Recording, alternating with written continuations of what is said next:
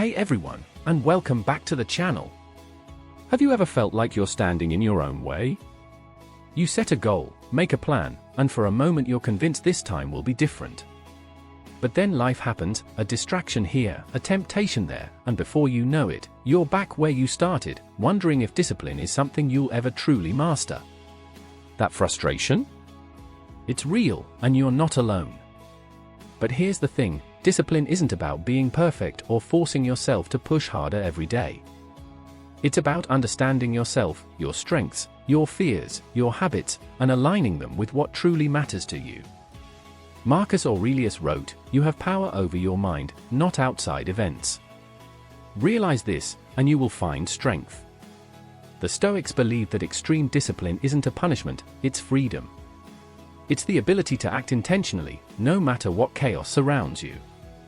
In the next few minutes, we're going to uncover the 9 Stoic secrets that can transform the way you think about discipline. These are timeless lessons that have grounded warriors, philosophers, and leaders for centuries. They're not quick fixes or trendy hacks, they're principles designed to create a steady, unshakable foundation within you. Let's take this step together. Before we begin, please subscribe and tap the notification bell so you never miss out on more amazing videos like this. Let's get started. Understand the why. Why do you want to be disciplined? That's the question most people skip when they decide to get their life together.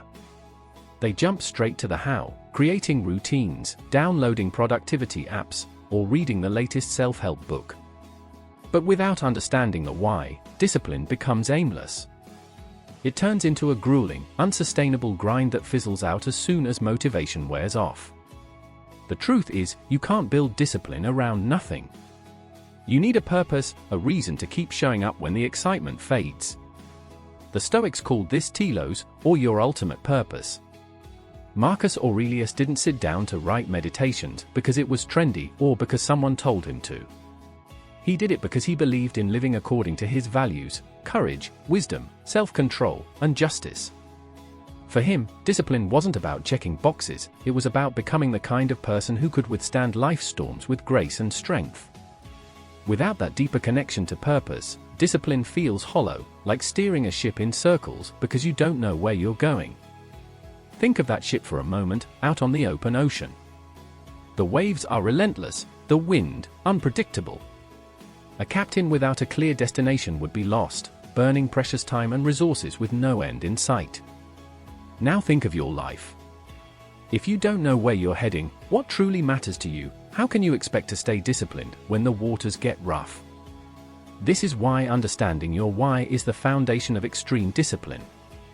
It's not enough to say, "I want to be successful," or "I need to lose weight." Those are surface-level goals. Dig deeper. Ask yourself, what does success really mean to me? Why does it matter? Maybe it's about providing security for your family, or proving to yourself that you're capable of more. Maybe it's about honoring your health so you can live longer and be there for the people you love. Whatever it is, it needs to resonate deeply, it needs to matter to you more than the discomfort of staying disciplined. I'd like you to try this simple but powerful exercise to get started. Grab a notebook and write down your core values. What principles guide you? What kind of person do you want to be? Then, list your long-term goals. Be specific. Instead of "get in shape," write "run a 10K by the end of the year because it will make me stronger and healthier." Instead of "save money," try "build an emergency fund to create stability and reduce stress for my family." The more clarity you have, the easier it becomes to align your actions with your purpose.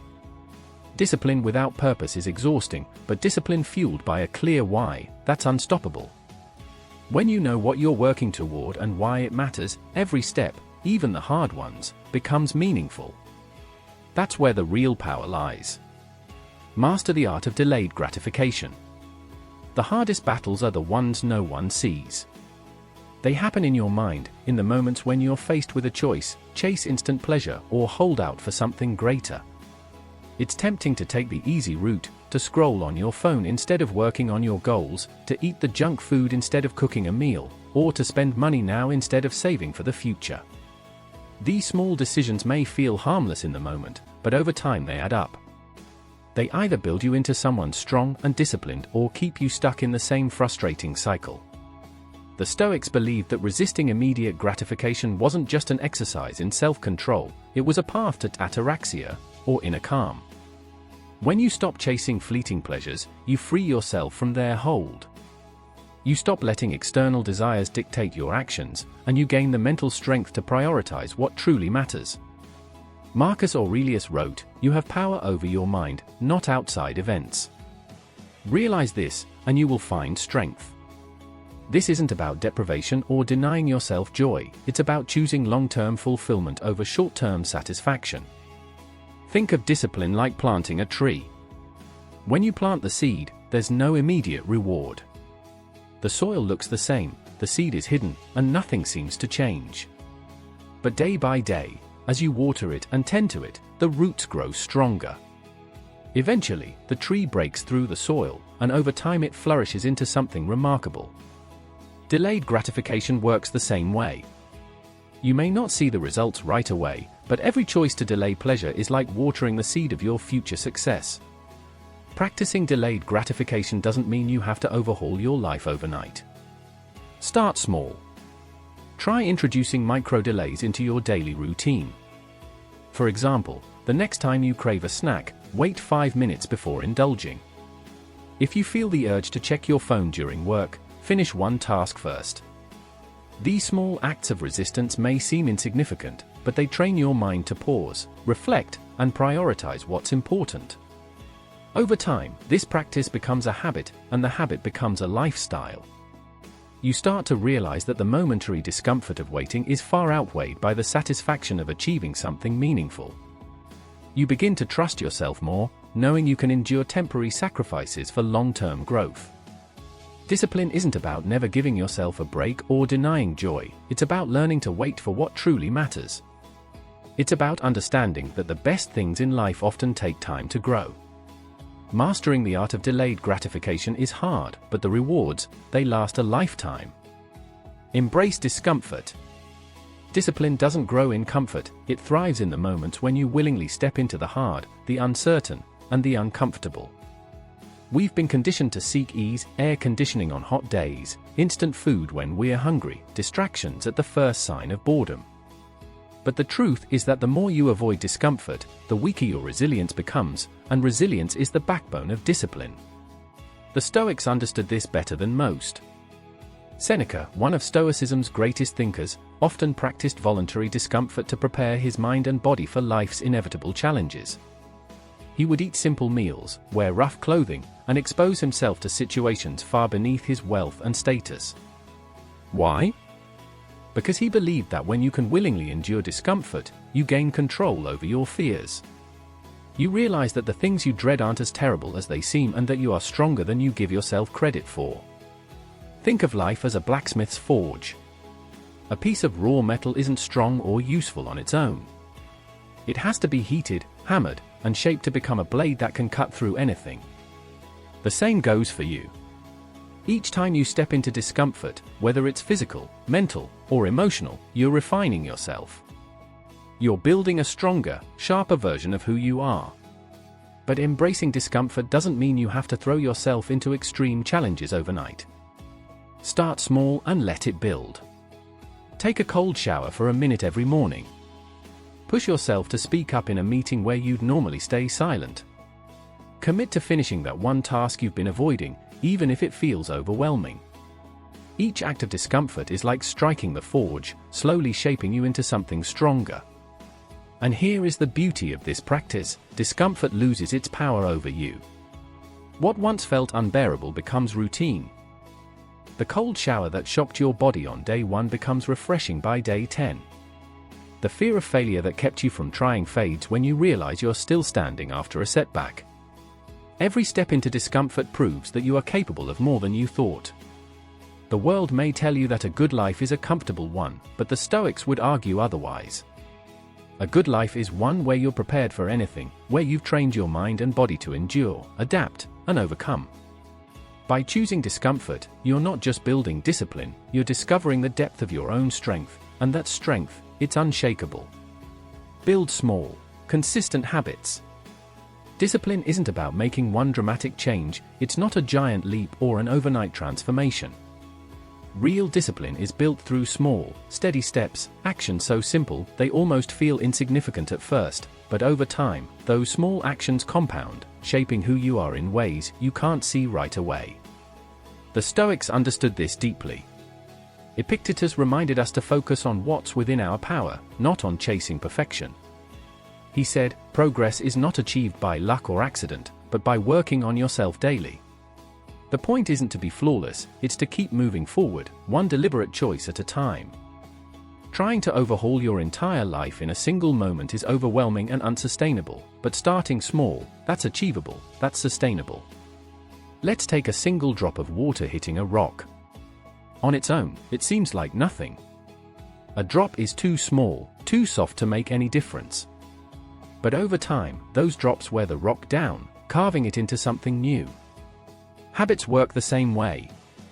Each small action, each drop, might seem trivial in the moment, but they build momentum, they create change. The key is consistency. Start with one habit, just one. Make it so simple that it's almost impossible to fail. For example, if you want to write every day, commit to journaling for 2 minutes, not an hour, not even 15 minutes, just 2. If your goal is to exercise, begin with 5 push-ups or a short walk around the block. The goal isn't to do something monumental, it's to prove to yourself that you can show up. Once that habit feels natural, build on it. 2 minutes of journaling might turn into 5, then 10. A walk around the block might lead to running a mile. This is how discipline grows, not through grand gestures, but through small, consistent actions that align with your values. And on the days when it feels like your efforts aren't making a difference, remind yourself of the water and the rock. Change is happening, even if you can't see it yet. The Stoics didn't chase perfection, and neither should you. Instead, focus on progress, on doing what's within your power today, no matter how small it seems. Each habit you build is a step toward the person you want to become, and when you string enough of those steps together, you realize just how far you've come. That's the quiet, steady power of discipline. Detach from outcomes. True discipline isn't about what you achieve, it's about the act of showing up again and again, regardless of the results. In a world that constantly measures success by external milestones, like hitting a fitness goal, landing a promotion, or gaining recognition, it's easy to tie your efforts to outcomes. But when you focus solely on results, you hand over your peace of mind to things outside your control. And when those results don't come as quickly as you hoped, frustration, doubt, and burnout take over. The Stoics had a better way. Marcus Aurelius wrote, "You have power over your mind, not outside events." Realize this, and you will find strength. For the Stoics, the process mattered far more than the result. You can't always control the outcome of your efforts, but you can control the effort itself. Did you put in the work? Did you stay consistent? That's where your focus should be. Discipline isn't a guarantee of success, it's a commitment to the process, regardless of what happens next. Think about modern challenges like fitness or career growth. It's easy to obsess over the number on a scale or the size of your paycheck, but those outcomes are often influenced by factors you can't predict: genetics, market conditions, timing. If you measure your discipline by these external markers, you're setting yourself up for disappointment. Instead, shift your attention to the process. Did you stick to your workout plan? Did you give your best effort at work today? These are the questions that truly matter because they keep the focus on what you can control. You can start by tracking your effort instead of your outcomes. If you're working toward a fitness goal, create a habit tracker where you check off each day you complete your workout or meal prep. Don't worry about the scale, worry about whether you showed up. If you're chasing a career goal, keep a journal of the steps you're taking, the calls you made, the skills you learned, the hours you put in. Celebrate the process, not just the results. When you detach from outcomes, you free yourself from the constant pressure to perform. You stop seeing setbacks as failures and start viewing them as part of the journey. Every step you take becomes valuable, not because of where it leads, but because of what it builds within you: resilience, consistency, and strength. The world may tell you that success is measured by what you achieve, but the Stoics knew better. Success is measured by how you live, by the choices you make, the effort you give, and the discipline you build along the way. Let go of the outcomes, focus on the process. That's where the real growth happens. Control your environment. Discipline isn't just about willpower, it's about strategy. If you rely solely on mental strength to resist every temptation, you'll eventually burn out. The smarter approach? Shape your environment so that it works for you, not against you. When your surroundings align with your goals, discipline becomes less of a battle and more of a natural flow. The Stoics emphasized the importance of minimizing external chaos to maintain inner tranquility. Epictetus advised, if you want to improve, be content to be thought foolish and stupid. This wasn't just about ignoring criticism, it was about stripping away distractions and unnecessary influences that pull you away from what matters. In today's world, distractions come in endless forms: cluttered spaces, constant notifications, and social media feeds designed to steal your attention. These aren't just minor inconveniences, they're barriers to focus, discipline, and peace of mind. Take a look at your physical environment. Is your desk piled with papers and random items that distract you? A cluttered space creates a cluttered mind. By tidying up and organizing your surroundings, you're not just making things look nicer, you're creating a space where discipline can thrive. The same goes for your digital world. Notifications, endless scrolling, and an overflowing inbox are modern distractions that drain your energy. A digital detox, turning off notifications, setting app limits, or dedicating tech-free hours, can restore your focus and help you regain control. Think of your environment as a foundation for success. You wouldn't plant a garden in rocky, nutrient-deprived soil and expect it to flourish. The same applies to discipline. You need to create conditions where it can grow. That might mean decluttering your workspace, setting up a designated area for focused work, or even rearranging your living space to reflect your goals. Small changes, like keeping your phone in another room during work hours or prepping your gym clothes the night before, can have a massive impact on your ability to stay disciplined. It's also about setting boundaries. If your environment includes people or situations that constantly derail your focus, it's time to reassess. This doesn't mean cutting everyone out of your life, but rather being intentional about who and what you allow into your space. Surround yourself with people who encourage your growth and set firm limits with those who don't. You can't always control the chaos of the world, but you can control what you invite into your personal environment. By decluttering, limiting distractions, and setting clear boundaries, you make discipline less of a struggle and more of a habit. As the Stoics taught, tranquility begins within, but it's nurtured by what you choose to surround yourself with. Reflect and reset daily. Discipline isn't something you set and forget, it's a daily commitment, refined and strengthened through reflection. Without taking time to pause and look inward, your actions can become mechanical, disconnected from your purpose. True discipline comes from understanding yourself, your progress, your setbacks, and the lessons each day brings. And the simplest way to do that is through daily reflection. The Stoics were masters of this practice. Marcus Aurelius, one of history's most disciplined leaders, documented his reflections in Meditations. These writings weren't for anyone else, they were for himself, a way to evaluate his actions, realign with his principles, and prepare for the challenges ahead. He didn't dwell on his mistakes or pat himself on the back for his successes. Instead, he used journaling as a tool to deepen his self-awareness and stay grounded in his values. Reflection isn't just about looking back, it's about looking forward.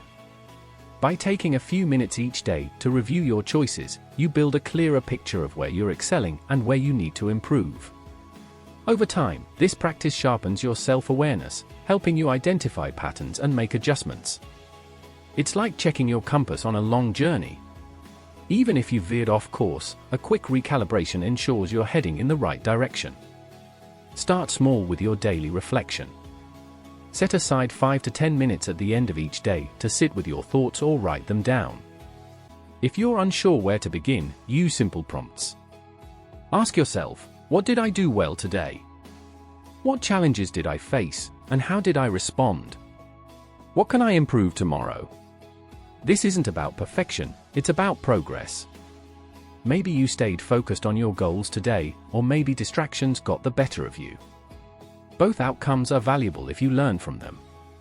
The act of reflecting allows you to reset with intention and avoid carrying unnecessary baggage into the next day. Discipline isn't just about doing, it's about understanding why you're doing it. Reflection connects your daily actions to your deeper purpose. It reminds you of your values and keeps you aligned with them, even when life gets chaotic.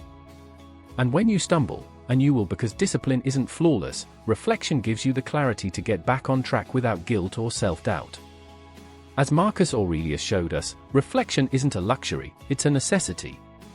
It's where discipline is renewed and strengthened. By taking the time to reflect and reset each day, you're not just maintaining discipline, you're mastering it. So tonight, before you sleep, ask yourself, what did I learn today? Then use that answer to make tomorrow just a little better. Surround yourself with disciplined people. The people you spend your time with have a profound impact on who you become. Discipline isn't developed in isolation, it's cultivated through the influence of others. Whether we realize it or not, the habits, attitudes, and values of those around us shape our own. The old saying, "You are the average of the 5 people you spend the most time with," holds true, especially when it comes to discipline. If you want to strengthen your own discipline, you need to surround yourself with those who embody it. Epictetus, a Stoic philosopher who emphasized the importance of virtue, believed that we should be mindful of who we choose to associate with. He said, "If you wish to be a writer, associate with writers; if you wish to be a philosopher, associate with philosophers." The idea is simple, you become like those you spend time with. If your circle consists of people who lack self-control or who frequently give in to distractions, their habits will seep into your own.